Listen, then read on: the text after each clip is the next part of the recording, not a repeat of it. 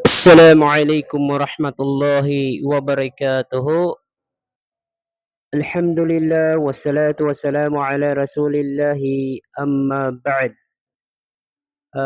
Tayo ay magbibigay ng konting paalala, Brother Abdurrahman, patungkol sa sinabi ni Prophet Muhammad sallallahu alaihi wasallam. Ito ay patungkol sa mundo, kung ano ang status ng mga taong nananampalataya dito sa mundo at ano ang status ng mga taong hindi nananampalataya kay Allah subhanahu wa ta'ala. Ayon sa hadith si Prophet Muhammad sallallahu alaihi wasallam, ang kanyang sinabi, ad-dunya, itong mundo, ang mundo, signal mu'min. Nandito na yung sinasabi nating status ng mu'min.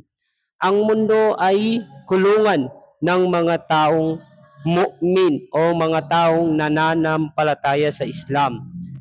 Ibig sabihin, ang status ng mu'min dito sa mundo ay ano? Sila ay mga preso, sila ay mga bilanggo. Wa jannatul kafir. At ang status naman ng mga hindi nananampalataya sa Islam ay ano? Paraiso.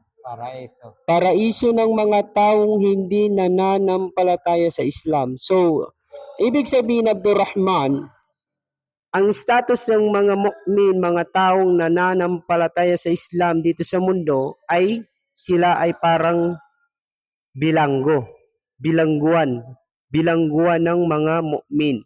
At ang status naman ng mga taong hindi nananampalataya kay Allah ay paraiso. Paraiso itong mundo para sa kanila. So, nakuha mo, brother? Ano ang status ng mga mu'min dito sa mundo? Ito ay kulungan ng mga Mu'min. mu'min.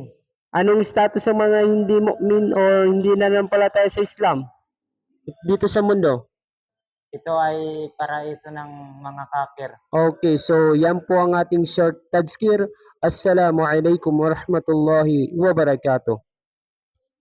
Waalaikumsalam warahmatullahi taala wabarakatuh.